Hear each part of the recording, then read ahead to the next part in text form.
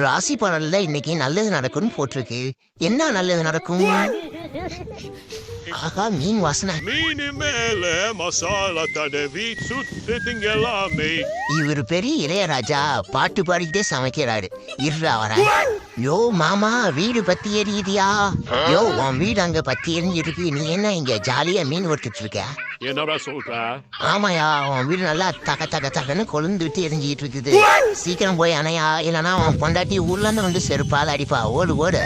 ஐயோ, என் பொண்டாட்டிக்கு சீக்கிரமா வந்த பொருள்னா ஏதாவது ஆச்சுன்னா என் பொண்டாட்டி என்ன மர்டர் பண்ணிருவாளே.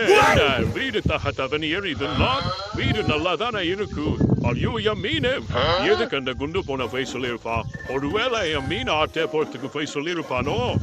இலை நார பயலை உன நான் சும்மா விட மாட்டேன்டா. முட்டா பையா எது சொன்னாலும் நம்புறான்டா. முட்டை போயிட்டான்டா. மீன் நல்லா வெந்திருக்கு போலயே. இன்னைக்கு ஒரு வேட்டை தான். பரவாயில்ல, மாமன் முட்டா பயலா இருந்தாலும் மீனை நல்லா வறுத்து வச்சிருந்தாயா. அவனை இன்னைக்கு டின்னருக்கு இன்வைட் பண்ணி அவன் சொல்லி இன்னைக்கு மூச்சு வச்சிட வேண்டியதுதான். சொல்லியா மாமா? என்ன விஷயம்? ஓ, நைட்டு டின்னருக்கு இன்வைட் பண்ணிட்டியா? சரி வந்துடுறேன். இந்த ஜூஸ்ல மயக்கம் வந்து கலந்து அவன் சோழிய மூச்சிட வேண்டியதுதான்.